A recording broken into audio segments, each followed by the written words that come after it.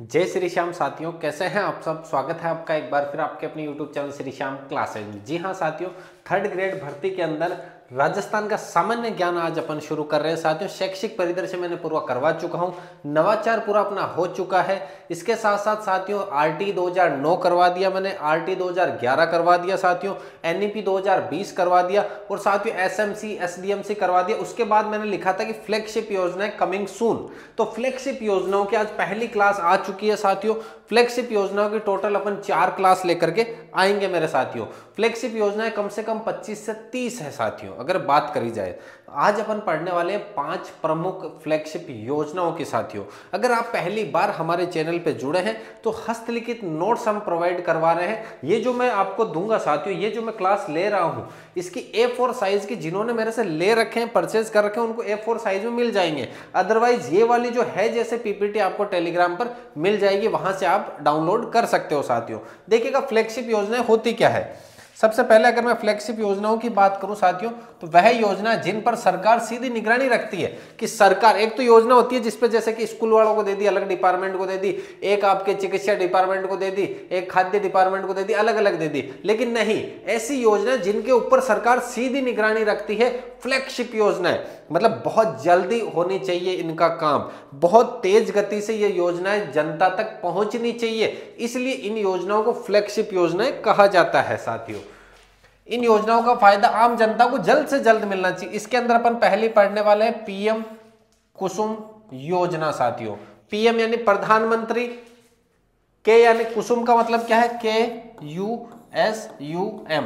इसके अंदर किसान ऊर्जा सुरक्षा एवं उत्थान महाभियान, किसान ऊर्जा सुरक्षा एवं उत्थान महाभियान इसको कहा गया है साथियों। शुरुआत कब हुई थी? मार्च 2019 में इसकी शुरुआत हुई है। मार्च 2019 में। देखो साथियों, जितनी ज्यादा आप पढ़ोगे ना के बराबर सवाल आने वाला है कि ये योजना कब लागू हुई है।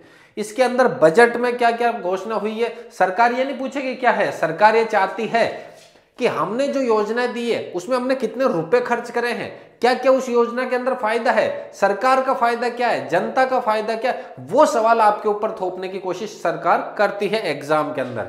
साथियों देखो, इसका मुख्य उद्देश्य इंपॉर्टेंट है कि इसका मुख्य उद्देश्य क्या है। किसानों को ऊर्जा एवं जल सुरक्षा प्रदान करना ही इसका मुख्य उद्देश्य है। किसानों को ऊर्जा एवं जल संसाधन सुरक्षा प्रदान करना। देखिए, ऊर्जा का इसका नाम है कुसुम। कुसुम यानी ऊर्जा, ऊर्जा देना। ऊर्जा के अंदर राजस्थान फर्स्ट है, पहले नंबर पे है साथियों, ये भी ध्यान रखना। इसके अंदर जो बजट है उसमें 30% तो सरकार, राज्य सरकार वहन करती है। मान के चलिए इस योजना के अंदर आपके रुपए लगेंगे 1 लाख, 1 लाख रुपए आपके लग गए। उस 1 लाख में से 30,000 तो आपके कौन लेगा साथियों? 30,000 तो आपसे राज्य सरकार वहन कर लेगी आपसे, कि भाई राज्य सरकार ने छूट कर दी। फिर 30,000 जो है केंद्र सरकार छूट देगी, उसमें 30% केंद्र सरकार देगी 30,000। बाकी जो 40,000 बचते हैं वो भी अगर आपके पास में नहीं है तो आप यहां बैंक से 30% ऋण ले सकते हैं साथियों। यानी कि आप यहां से 36,000 का ऋण ले सकते हैं साथियों। 30% इसमें से, इस 40,000 का 30%, 40,000 में से लगभग 10% ही आपको खुद को खर्च करना है। बाकी 30% यानी कि 30,000 रुपए आप खुद यहां से लगा बैंक से ले सकते हो। 10% यानी कि 10,000 रुपए आपको खुद को लगाने। इतना अच्छा फायदा है। इसका मुख्य उद्देश्य क्या है? ऊर्जा देना, ऊर्जा के साथ साथ आपको जल की सुरक्षा उपलब्ध करवाना। ऊर्जा, किसानों को ऊर्जा, ऊर्जा आप कहोगे सर ऊर्जा कैसे, पवन ऊर्जा, सौर ऊर्जा, ये सब इसी के अंदर सम्मिलित है। अब कुसुम योजना में राजस्थान फर्स्ट रैंक पर है। ये ऑल ओवर इंडिया चल रही है, लेकिन राजस्थान इसमें फर्स्ट रैंक पर है, इसलिए टॉप मोस्ट है साथियों। PM कुसुम योजना टॉप मोस्ट पे ये क्यों है? क्योंकि इस योजना में राजस्थान पहले नंबर पर है। हमें पता है राजस्थान में पवन ऊर्जा ले लो चाहे सौर ऊर्जा ले लो, राजस्थान हमेशा फर्स्ट नंबर पे रहा है। क्योंकि राजस्थान में धोरे हैं, धोरे के अंदर आप आराम से पवन ऊर्जा लगाओ चाहे सौर ऊर्जा लगाओ। अभी आप देखा होगा जैसलमेर बाड़मेर में सौर ऊर्जा के प्लांट मतलब दिन दोगुनी रात चौगुनी लगाए जा रहे हैं, क्योंकि इसी वजह से राजस्थान क्या है, पहले नंबर पर है कुसुम योजना में। देखिएगा साथियों, इसी के अंदर अगर अपन बात करें,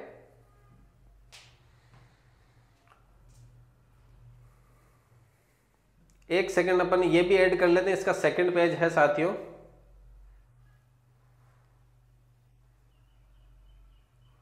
सेकंड पेज, इसका सेकंड पेज ये रहा।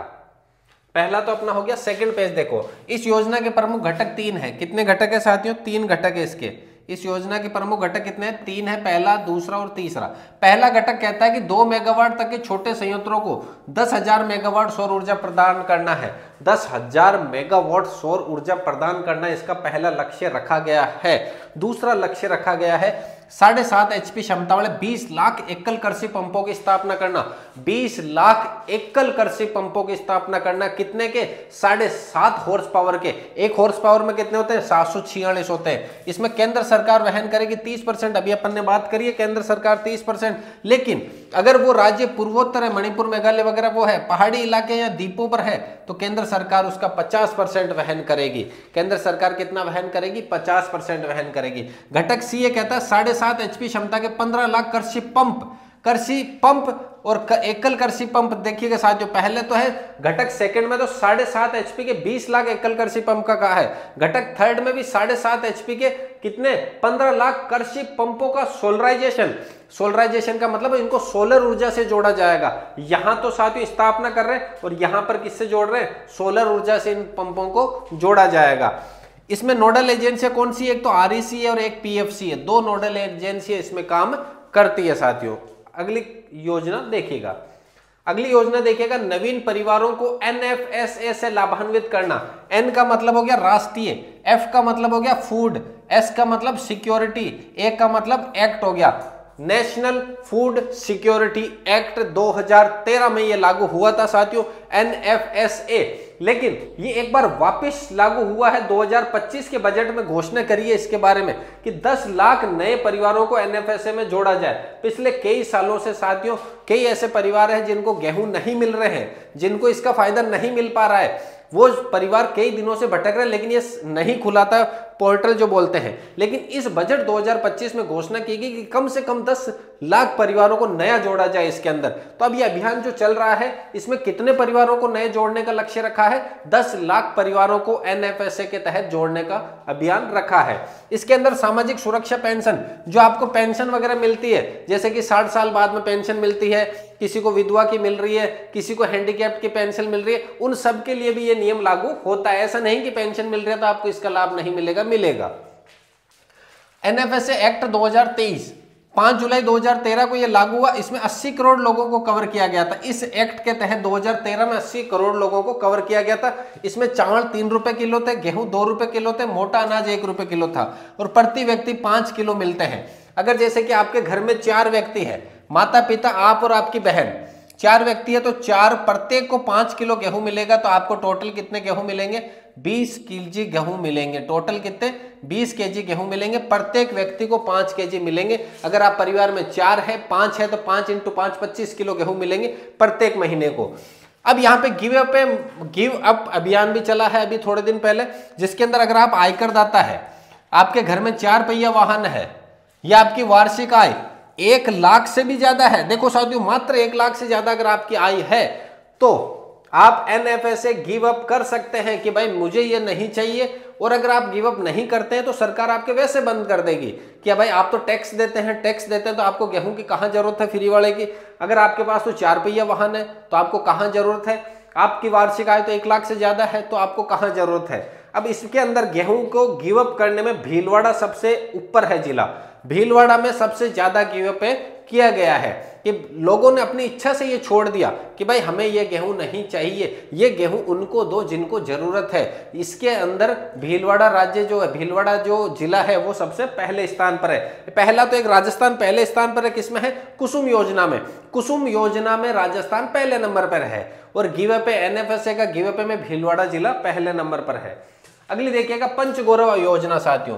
पंचगौरव योजना 17 दिसंबर 2024 को राजस्थान सरकार की फर्स्ट वर्षगांठ जो थी, जब राजस्थान सरकार को 1 साल हो गया तब ये लागू की गई थी। पंचवर्षीय योजना जो होती है 5 गौरव योजना, पंचवर्षीय नहीं 5 गौरव योजना राजस्थान की पहली वर्षगांठ जो 1 साल हुआ था, उन्होंने अपना जो मनाया था एनिवर्सरी, उसके अंदर बोले कि भाई साहब क्या लागू करें, क्या लागू करें। बोले कि एनिवर्सरी है, एनिवर्सरी पे तो क्या लागू करें, एनिवर्सरी पे तो क्या करते हैं, पंचकूट महोत्सव लागू कर देते हैं। पंचकूट महोत्सव सुना होगा, 5 कूटे, 5 जो अलग अलग धान बना करके एक अच्छा सा जो भगवान के भोग लगाया जाता है। उन्होंने कहा यार ऐसी मतलब 1 साल हुई एनिवर्सरी मना रहे तो क्या करें, बोले पंच गौरव अभियान चालू कर दो। पंच गौरव अभियान का मतलब क्या है, एक उपज होनी चाहिए हर जिले में, वो कृषि विभाग देखेगा। एक प्रजाति होनी चाहिए हर जिले की, वो वन विभाग देखेगा। एक उत्पाद होना चाहिए हर जिले में, वो उद्योग विभाग देखेगा। एक पर्यटन स्थल फेमस होना चाहिए हर जिले में, वो पर्यटन विभाग देखेगा। एक खेल होना चाहिए हर जिले का, वो खेल विभाग देखेगा। इस पे कितने रुपए निवेश किए गए, 550 करोड़ निवेश किए गए। अब देखो समझो इसको, हर एक जिले में उपज, जैसे अजमेर जिले की उपज दी गई है कि गुलाब की खेती यहाँ सबसे ज्यादा होती है, तो गुलाब को उपज बनाया गया कृषि विभाग के, अपने कृषि विभाग के द्वारा। प्रजाति इसमें नीम के पेड़ ज्यादा है, तो इस वन विभाग ने इसमें नीम को सजेस्ट किया है। उद्योग में किसको करा है, ग्रेनाइट और मार्बल में ये सबसे फेमस है। आपने देखा होगा किशनगढ़ अजमेर जिले में, तो उत्पाद में ग्रेनाइट और मार्बल को रखा गया है। पर्यटन स्थल में अजमेर के अंदर जिले में पुष्कर सबसे फेमस तीर्थ स्थल है, तो पुष्कर को रखा गया। खेल यहाँ कौन सा सबसे अच्छा खेला जाता है, हॉकी को यहाँ खेला गया है सबसे ज्यादा। अब साथियों ये अब आप कहोगे सर ये तो हर जिले की, हाँ मेरे भाइयों हर एक जिले का दे रखा है, इतना डाटा याद करना थोड़ा मुश्किल है। मैंने उदाहरण के तौर पे जयपुर और अजमेर का लिया है। जयपुर के अंदर गेहूं को उपज सबसे ज्यादा, प्रजाति लेसुआ की होनी चाहिए, उत्पाद रत्नों के ऊपर आभूषण का जो काम किया जाता है वो, पर्यटन स्थल आमेर है इसका फेमस, और खेल कबड्डी यहाँ पे सबसे ज्यादा खेला जाता है। ये 2 जिलों का ही मैंने लिया है। पंच गौरव अभियान कब लागू हुआ, 17 दिसंबर 2024 को। सरकार की 1 साल पूरी हो गई, बोले क्या करें, क्या बोले पंचकूट महोत्सव की तरह पंच गौरव अभियान चला दो। पहला तो ले लो एक प्रजाति, एक उपज ले लो, एक प्रजाति, एक उत्पाद, एक पर्यटन स्थल और एक खेल ले लो, 5 ले लो। तो यहां सवाल बनेगा कि पंच गौरव अभियान में कौन सा सम्मिलित है, कौन सा नहीं है। ये 5 याद रखने, एक उपज, एक प्रजाति, एक पर्यटन स्थल, एक खेल हो गया आपके, और एक क्या हो गया साथियों, उत्पाद हो गया। 5 याद रखने, हर एक जिले का अलग अलग है। इस प्रकार से साथियों अगला देखो, आपके अगले की बात करें, मुख्यमंत्री शिक्षित राजस्थान अभियान। इसका पुराना नाम राजस्थान के शिक्षा में बढ़ते कदम थे। ये मैंने शैक्षिक नवाचार जो पढ़ाया था तब हूबहू पूरा का पूरा पढ़वा चुका हूं। राजस्थान के शिक्षा में बढ़ते कदम मैंने पढ़ाया था। इसका नाम बदल करके 29 मार्च 2025 को इसका नाम कर दिया गया है मेरे भाइयों, मुख्यमंत्री शिक्षित राजस्थान अभियान। मुख्यमंत्री शिक्षित राजस्थान अभियान इसका नाम कर दिया गया है। पहले इसका नाम था राजस्थान के शिक्षा में बढ़ते कदम। कक्षा 3 से 8 तक के लिए 40 लाख स्कूली बच्चों को हिंदी, इंग्लिश व मैथ्स की कमियों का पता लगाने के लिए अभियान चालू किया गया है। अब आप कहोगे मुख्यमंत्री शिक्षित राजस्थान अभियान किसके लिए लागू किया गया, ये कक्षा 3 से 8 के लिए 40 लाख छात्रों के लिए हिंदी, इंग्लिश और गणित की कमियां पता करने के लिए लागू किया गया है। कौन से 3 सब्जेक्ट, हिंदी, इंग्लिश और गणित की कमियां पता करने के लिए लागू किया गया है। इसमें यह कहा गया कि एनईपी 2020 को सुचारू रूप से लागू करना इसका प्रमुख लक्ष्य रखा गया है। राजस्थान के शिक्षा में बढ़ते कदम को नाम क्या कर दिया गया, मुख्यमंत्री शिक्षित राजस्थान अभियान। इसमें क्या करते हैं, बस याद रखना 3 सब्जेक्ट के ऊपर ध्यान देना, हिंदी, इंग्लिश और आपके गणित के ऊपर ध्यान दिया गया है। 5वीं योजना देखो, अटल ज्ञान केंद्र।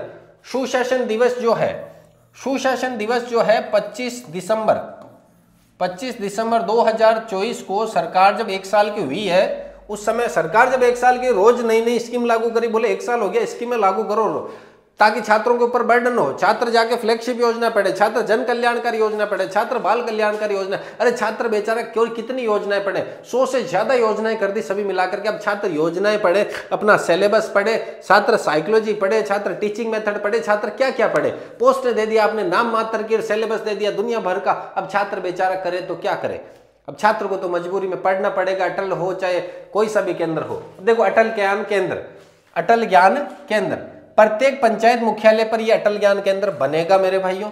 3000 से अधिक अगर आबादी वाली पंचायत है, उसके मुख्यालयों पर युवाओं को रोजगार हेतु सशक्त बनाना, कि 3000 से ज्यादा पॉपुलेशन है तो तो उस पंचायत पे अटल ज्ञान केंद्र बनेगा ही बनेगा। उस अटल ज्ञान देंगे, किसको देंगे?